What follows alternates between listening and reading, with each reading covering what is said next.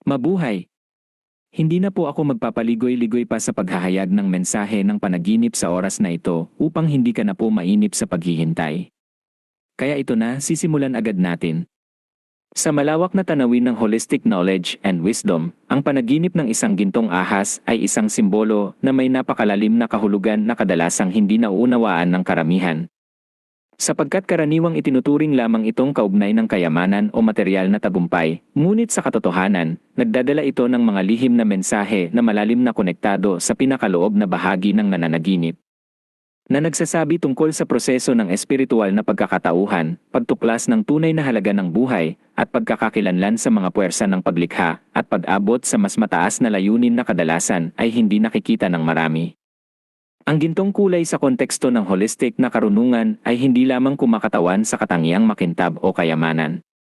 Sa halip, ito ay sumasagisag sa angking liwanag ng espiritual na pag-iisip, ang init ng pagmamahal na walang hanggan, ang lakas ng pagkakatauhan sa sarili at sa lahat ng nilalang, at ang koneksyon sa mga puwersa ng universo na nagbubukas ng mga daan patungo sa mas mataas na pag-unawa.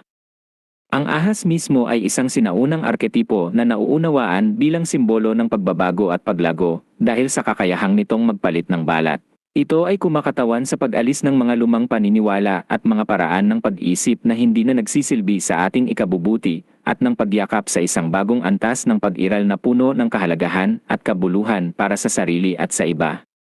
Kapag pinagsama ang dalawang simbolo na ito, ang gintong kulay at ang ahas, lumalabas ang isang mensahe na mas malalim pa kaysa sa anumang karaniwang interpretasyon ng panaginip, na nagsasabi tungkol sa kahalagahan ng pagkilala sa ating mga kakayahan at potensyal na maaaring magdala ng kagalingan at kasiyahan sa buhay ng marami. Ang gintong ahas sa panaginip ay kadalasang kumakatawan sa ating sacred self, ang mga aspeto ng ating pagkatao na konektado sa ating mga kakayahan sa paglikha, pag-unawa sa sarili, at sa mga puwersa ng universo na nagbubukas ng mga daan patungo sa mas mataas na pag-unawa. Karaniwang iniisip ng marami na ang tagumpay ay nakukuha lamang sa pamamagitan ng materyal na kayamanan o posisyon, ngunit ang lihim na mensahe ng gintong ahas ay nagsasabi na ang tunay na halaga at kahalagahan ng buhay ay nasa loob natin, sa ating kakayahang makilala ang sarili, sa ating kakayahang makiramdam ng mga pangangailangan ng iba, at sa ating kakayahang ibahagi ang ating mga karanasan at kaalaman sa iba.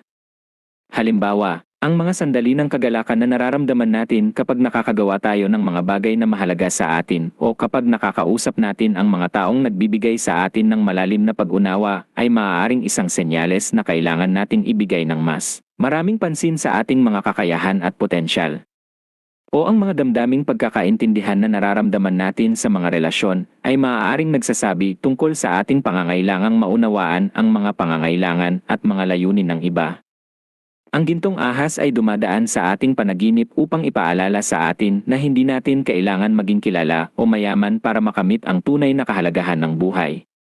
kundi sa halip ay matutunan na kilalanin ang ating mga kakayahan at potensyal na maaaring magdala ng kagalingan at kasiyahan sa buhay ng marami, at na ang liwanag at halaga na maaaring nakatago sa ating mga kakayahan ay maaaring magbigay ng direksyon at kahalagahan sa ating landas patungo sa mas makabuluhan na buhay. Bukod pa rito, ang gintong ahas ay maaaring kumakatawan sa isang malalim na proseso ng espiritual na paglago at pagkakatauhan na nagsisimula sa pagkilala sa ating mga tanong tungkol sa kahalagahan ng buhay, sa ating mga layunin at sa ating pagkakakilanlan sa sarili, isang pagbubukas ng espiritual na paningin. Tulad ng mga sinaunang mitolohiya na nagsasabi tungkol sa mga bayaning nakamit ang karunungan sa pamamagitan ng pag-alis mula sa mga lumang paraan ng pag-isip at pagtanggap sa mga bagong paraan ng pag-unawa sa buhay. Karaniwang natatakot ang mga tao sa ideyang ito ng paglalakbay sa sariling isipan at espiritu dahil inaakala nilang ito ay magdudulot ng pagkabalisa o kawalan ng katiyakan. Ngunit ang lihim na mensahe ng gintong ahas ay nagsasabi na ang espiritual na paglago ay hindi nangangahulugang pag-iwan sa mundong makamundo, kundi sa halip ay pagkakaroon ng mas malawak na pananaw na kinabibilangan ng parehong pisikal at espiritual na aspeto ng buhay. Sa panahon ng prosesong ito, natututunan nating maunawaan ang mga koneksyon sa pagitan ng lahat ng bagay, mga batas ng universo na namamahala sa lahat ng nilalang, at mga paraan upang gamitin ang ating espiritual na lakas para sa ikabubuti ng sarili at ng iba. Maaari itong magdala ng mga kakaibang karanasan sa simula, ngunit sa huli, nagbibigay ito ng malalim na kagalakan at pagkakatauhan dahil natututunan nating mamuhay ng may malinaw na layunin at kahalagahan ng ating pag-iral. Ang gintong ahas ay nagsisilbing gabay sa paglalakbay na ito, bagamat maaaring mukhang misteryoso o hindi maunawaan sa una. Ito ay nandyan upang tiyakin na tayo ay sumusunod sa tamang landas ng espiritual na paglago at na makakamit natin ang karunungan na nararapat sa atin bilang mga nilalang na may espiritu. Isa pang lihim na mensahe ng gintong ahas na hindi alam ng karamihan ay ang koneksyon nito sa mga sinaunang kaalaman tungkol sa mga puwersa ng paglikha at pagkakatauhan at sa mga tradisyon ng mga pilosopo, artista, at mga tagapagtaguyod ng mga paraan ng pag-unawa sa buhay na nagmumula sa mga sinaunang kabihasnan. Sa maraming kultura sa buong mundo, ang gintong kulay ay iginagalang bilang simbolo ng mga sagradong kaalaman tungkol sa paglikha ng universo, sa mga puwersang nagpapatakbo sa lahat ng nilalang, at sa mga paraan upang makamit ang pagkakatauhan sa pinagmumulan ng buhay.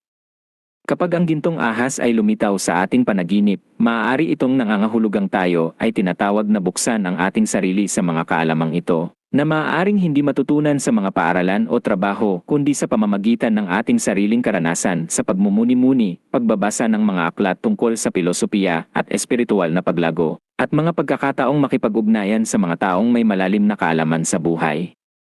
Maaari itong magpahiwatig na may mga kasanayan tayo sa paglikha ng mga bagay na may kahalagahan, sa pagbibigay ng suporta sa mga taong nangangailangan, o sa pagpapalaganap ng kaalaman tungkol sa mga mahahalagang issue sa buhay. Mga bagay na hindi natin napapansin dahil mas nakatuon tayo sa mga praktikal na pangangailangan ng ating buhay. Halimbawa, maaari nating subukang maglaan ng oras para sa mga gawain na nagdudulot sa atin ng kasiyahan, sumali sa mga grupo ng mga taong nag-aaral ng mga sinaunang kaalaman, o makipag-usap sa mga taong may malalim na kaalaman sa buhay.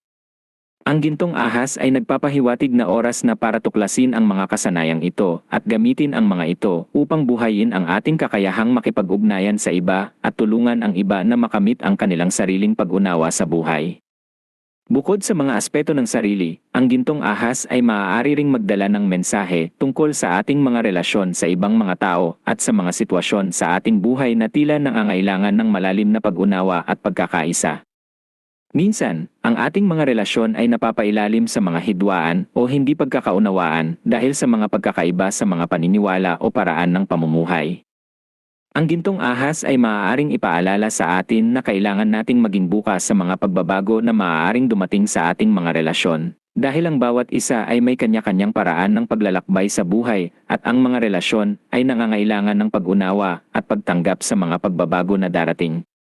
Maaari itong magpahiwatig na may mga bagay tayong kailangang sabihin sa mga taong mahal natin, mga damdamin o pangangailangan na kailangan nilang malaman o suportahan.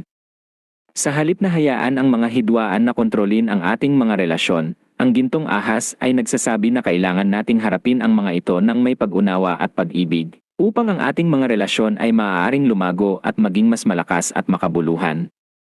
Maaari rin itong magpahiwatig na kailangan nating maging mas maunawain sa mga damdamin at pangangailangan ng iba, na bigyan sila ng pansin at suporta na kailangan nila. Ang gintong ahas ay maaari ring kumakatawan sa isang bagong yugto ng ating buhay na puno ng pagkakataong gamitin ang ating mga kakayahan sa paglikha at pagbabago para sa ikabubuti ng lahat. Minsan, ang buhay ay nagdadala sa atin ng mga sitwasyon na tila nangangailangan ng malalim na pag-unawa at suporta, tulad ng pagtulong sa mga taong nangangailangan ng tulong o paglahok sa mga kilusan para sa katarungan at pagkakapantay-pantay. Karaniwang iniisip ng mga tao na ang mga gawaing ito ay nangangailangan ng espesyal na kakayahan o posisyon. Ngunit ang lihim na mensahe ng gintong ahas ay nagsasabi na ang ating kakayahang makita at maunawaan ang mga pangangailangan ng iba ay nagbibigay sa atin ng lakas na kailangan natin para harapin ang mga hamong ito. Ang gintong kulay ng ahas ay sumasagisag sa angking liwanag at init na nasa loob natin, isang enerhiya na nagbibigay daan sa atin na harapin ang mga sitwasyon ng may karunungan at pag-ibig. Kapag tinanggap natin ang mga pagkakataong ito ng may bukas na puso at isipan, natututunan nating mas mahusay na kilalanin ang ating sarili bilang mga tagapag-alaga at tagapagligtas, matuklasan ang ating mga kakayahan sa pagtulong at pagbabago, at makamit ang mga bagay na dati nating akalain na hindi natin magagawa. Ang gintong ahas ay nandyan upang gabayan tayo sa prosesong ito, upang ipaalala sa atin na tayo ay may mahalagang papel na gagampanan sa paghubog ng kinabukasan ng mga tao at sa pagpapalaganap ng karunungan at pag-ibig sa lahat ng nilalang. Isa pang mahalagang aspeto ng gintong ahas na hindi alam ng karamihan ay ang koneksyon nito sa ating mga pangarap na may kinalaman sa paglikha ng mga bagong paraan ng pag-unawa sa buhay at sa ating kakayahang magdulot ng positibong pagbabago sa paraan ng pamumuhay ng mga tao sa ating paligid. Sa maraming kultura, ang ahas ay iginagalang bilang simbolo ng pagbabago at pagbabago ng kakayahang lumikha ng mga bagong paraan ng pamumuhay na mas naayon sa ating mga pangangailangan sa espiritu.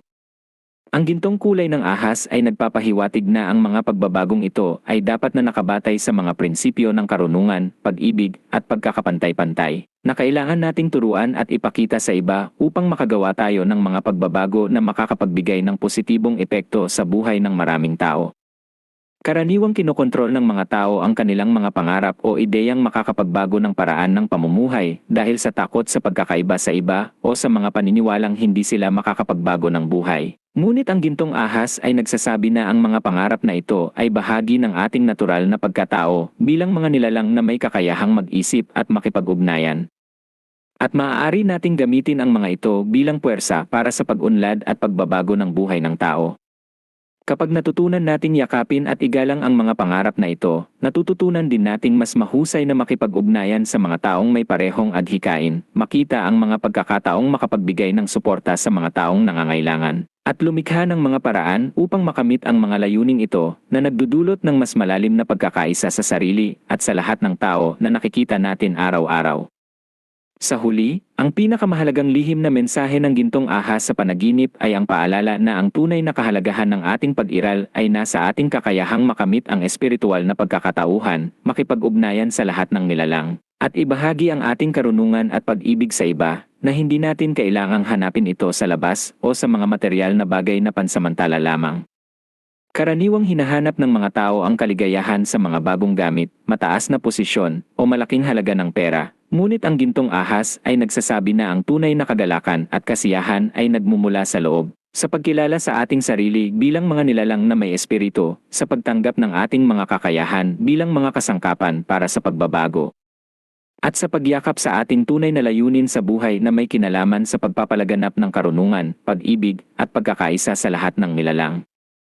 Ang paglalakbay tungo sa pag-unawa na ito ay hindi palaging madali. Maaari itong mangailangan ng maraming oras, pagsisikap at pagpapakumbaba. Ngunit ang gintong ahas ay nandyan upang gabayan tayo sa bawat hakbang ng daan, upang ipaalala sa atin na ang bawat pagkakataong makamit ang ating espiritual na kakayahan ay isang pagkakataon para sa paglago, at na ang liwanag at halaga na nasa loob natin ay maaaring magbigay ng liwanag sa ating sarili at sa iba. Sa pamamagitan ng pagtanggap sa mensahe ng gintong ahas, natututunan nating maging mas malakas, mas buo, at mas malapit sa ating tunay na sarili, at sa gayon, maaari nating ibahagi ang ating liwanag at karunungan sa iba, na nagdudulot ng positibong pagbabago sa ating sarili, sa ating mga pamilya, at sa buong mundo. Muli, maraming salamat sa pakikinig. Naway hindi ka lang po basta nasiyahan, kundi may natutunan at naintindihan ka rin. Hanggang sa muli.